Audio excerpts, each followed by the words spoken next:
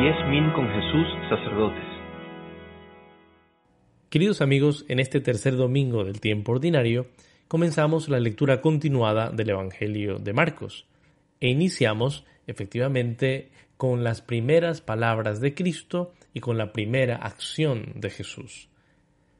El Evangelio nos presenta en Marcos 1, 14 y 15 un sumario que nos introduce al contenido esencial, al resumen más perfecto, casi podría decir, de la predicación de Cristo.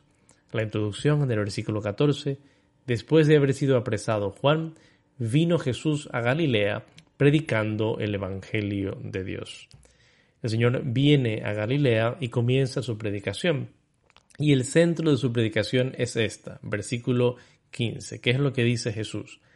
El tiempo se ha cumplido y el reino de Dios se ha acercado.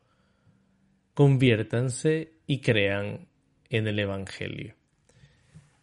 Es muy importante esta palabra de Cristo porque resume lo más importante de su predicación. ¿Cómo comienza su anuncio el Señor Jesús? Dice, el tiempo se ha cumplido, peplerontai o kairos. El kairos, el tiempo oportuno, ha llegado a su plenitud. Efectivamente, el tiempo ha llegado a su plenitud porque Cristo es la plenitud del tiempo, porque Él ha llegado, porque Él comienza su misión, el tiempo alcanza su madurez más grande. El tiempo se ha cumplido. ¿Tiempo de qué? El reino de los cielos se ha acercado. El verbo utilizado aquí es el verbo engizo, pero está conjugado en el tiempo perfecto, es decir, es una acción que ya ha sucedido. Se ha acercado el reino de Dios. Usualmente se traduce al futuro, como que está llegando, pero en realidad el reino ya se ha acercado porque Cristo es la encarnación del reino. Ahora, este reino hay que entrar. Se ha acercado el reino, pero yo debo mostrar mi voluntad de pertenecer a este reino. Y por lo tanto, las acciones que nosotros debemos cumplir son las que Jesús dice a continuación. Conviértanse y crean en el Evangelio.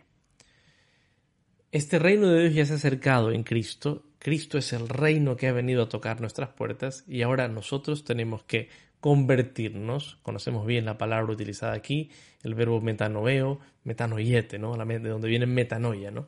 Conviértanse y crean en el Evangelio. Nosotros tenemos que llevar a cabo dos cosas en nuestra vida. Por una parte, la conversión. Ya que este reino se ha acercado, ya que Dios, porque se ha acercado el reino, es el centro y debe ser el centro de mi vida, porque solo Él es Señor, yo tengo que hacer mi parte y convertirme. Recordemos cómo esta expresión, conversión, puede explicarse de dos maneras. Metanoia significa cambio de mentalidad, cambio de mente, o sea, lo he estado haciendo mal, por lo tanto, cambio de actitud, cambio de mentalidad, cambio mi mente y mi actitud comienza a ser una distinta, la del Señor Jesús. Pero conviértanse, también significa en el Antiguo Testamento esta actitud de cambio de dirección. En el Antiguo Testamento el verbo utilizado para explicar la conversión es el verbo shup, que significa voltearse. O sea, si hasta ahora he ido en una dirección, giro completamente y voy en la dirección opuesta. Porque Cristo ha llegado, mi vida debe cambiar, debe dar un giro y debo dirigirme hacia otra realidad. ¿Y cuál es esa otra realidad a la que me debo dirigir? La fe. Tengo que creer en el Evangelio. El verbo pisteu implica confiar, creer, o sea, entregar toda mi vida al Señor, a este Evangelio, que significa, dice San Pablo, recordémoslo siempre, Romanos 1:16, fuerza de Dios para todo el que cree, poder de Dios para todo el que cree. O sea, yo cambio mi vida, me arrepiento, cambio la mentalidad, cambio el sentido de mi existencia para poder poner todas mis fuerzas en creer en Dios. Esa es la primera palabra de Jesús, su primer mensaje, su primera predicación y en el fondo el resumen de toda su predicación. Pero a continuación se nos presenta la primera acción del Señor.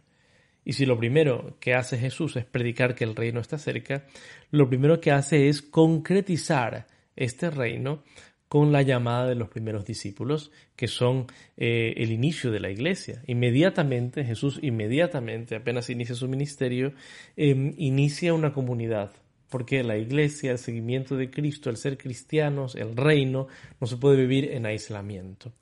Y aquí nos encontramos con esta cita hermosísima, Marcos 1 del 16 al 20, que confieso que es la cita que más me gusta de toda la Sagrada Escritura, la que he estudiado también más a fondo, y por lo tanto me llena de emoción poder compartir algunos detalles sobre este texto, ¿no?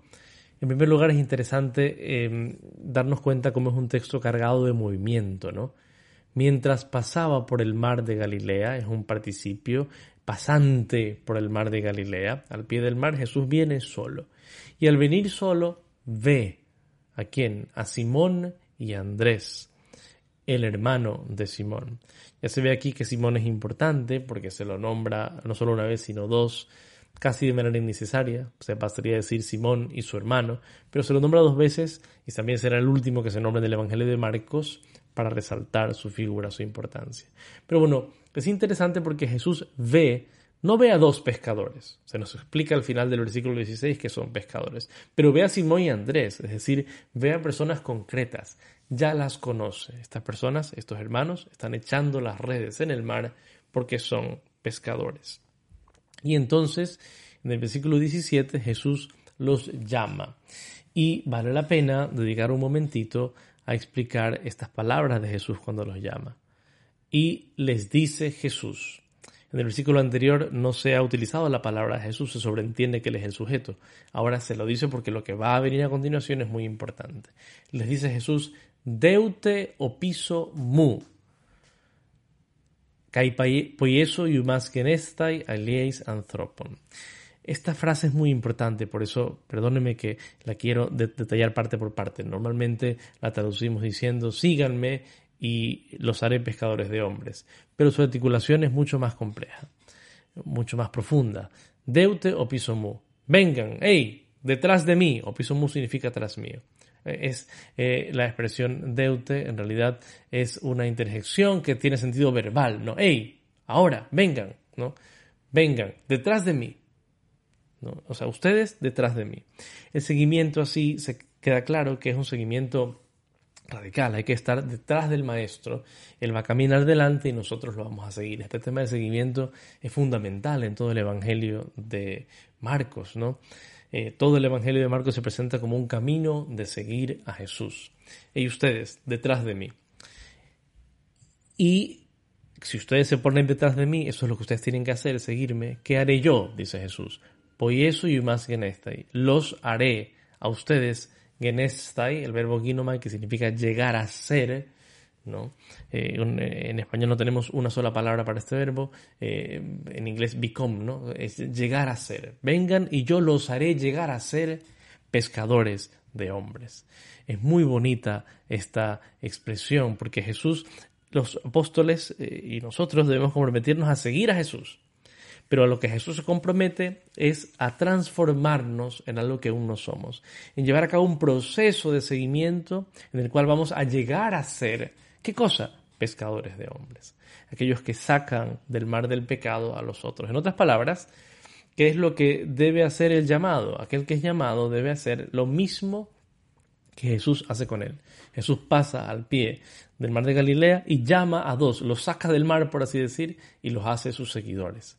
Jesús es el primer pescador de hombres y aquellos a los que Jesús llama deben hacer lo mismo. Son llamados para pescar a otros y llevarlos al seguimiento con Cristo. Y la respuesta de los pescadores es sorprendente.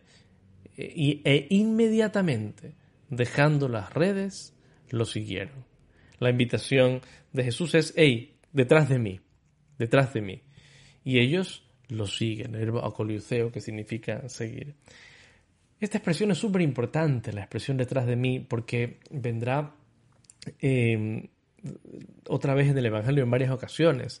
En pocos versículos lo encontraremos, es lo que hacen Juan y Santiago, también van detrás del Señor. Pero incluso cuando Pedro, en el capítulo 8 de este Evangelio de Marcos, lo quiere retar a Jesús, ¿no? Le dice, cuando Jesús explica que va a ser el Mesías, que va a sufrir, que va a padecer mucho de manos de los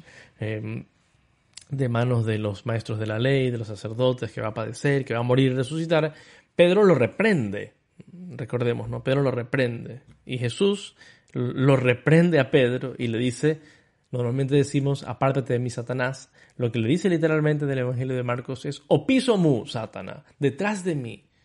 En el momento en el que Pedro quiere enseñarle a Jesús cómo es la cosa y decirle cómo debe ser Mesías, en ese momento Pedro está olvidándose cuál es su lugar y se quiere poner delante de Jesús para enseñarle a Jesús el camino.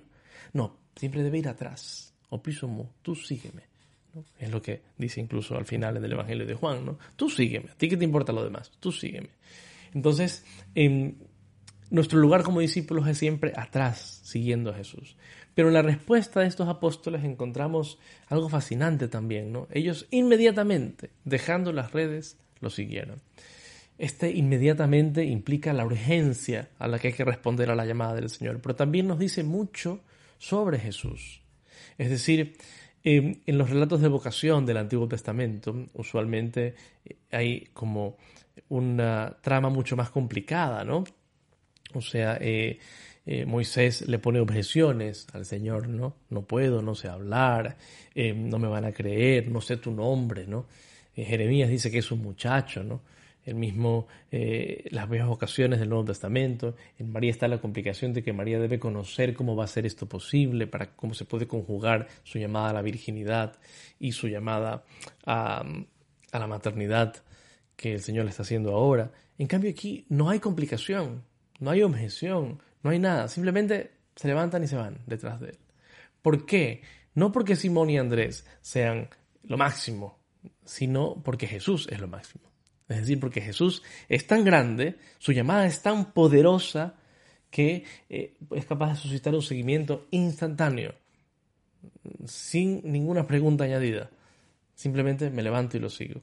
Luego, con el joven rico, en el mismo Evangelio de Marcos, en el capítulo 10, descubrimos que sin duda, lamentablemente, es posible decirle que no a Jesús, que el poder de Jesús no anula nuestra libertad.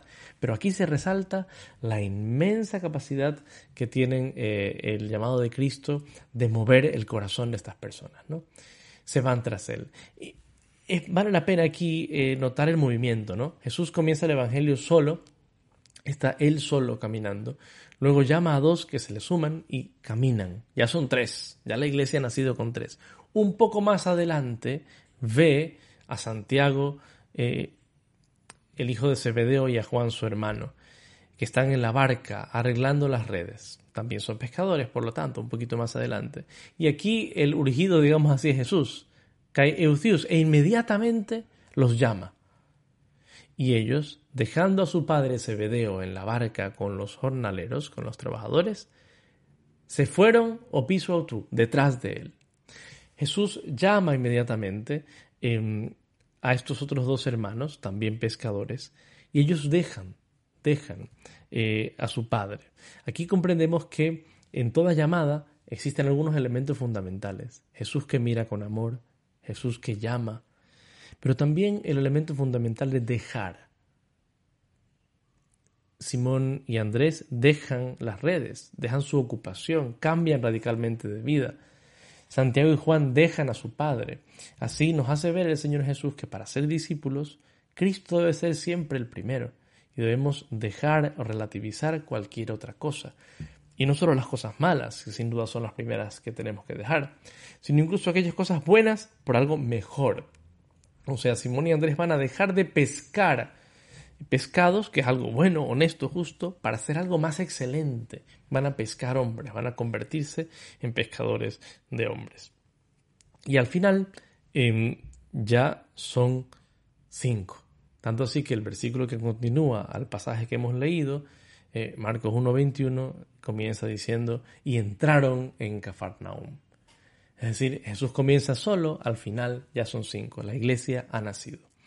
Y es interesante porque a partir de este momento el Evangelio nunca más nos mostrará a Jesús solo, solamente para orar. De ahí Jesús está siempre con los discípulos. Es como que los discípulos son importantísimos en su misión, de modo que no los abandona nunca ni un momento. Qué importante para nosotros comprender que estamos llamados a recrear como cristianos este discipulado. Estamos llamados a dejarnos mirar con amor por Jesús, a escuchar su llamada que siempre nos invita a recrearnos por su gracia, a convertirnos en algo nuevo y bueno, sobre todo a tener el acto de nuestra voluntad de dejar. Hay que dejar, no se puede ser discípulo sin dejar, pero no se deja por dejar, se deja para seguir, se deja para pertenecer al grupo más extraordinario que puede existir, al de los discípulos de Cristo, los que viven con Él, los que pasan con Él día y noche, los que pasan viviendo la alegría de su gracia. Queridos amigos, que el Evangelio de hoy nos recuerde con mucha ilusión que estamos llamados a dejar todo para seguir a Cristo, que no tengamos miedo de hacerlo, que lo hagamos con inmenso amor y con decisión radical. Que Dios los bendiga.